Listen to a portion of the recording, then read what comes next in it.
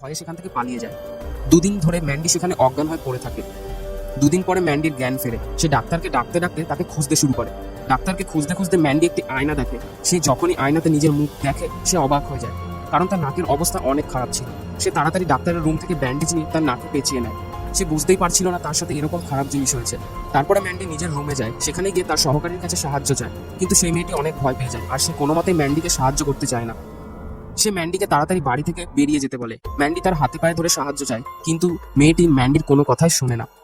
Mandy অনেক রেগে যায়। সে রেগে গিয়ে টেবিলের ওপর থেকে একটি ছুরি নিয়ে মেয়েটির পেটে ঢুকিয়ে দেয়।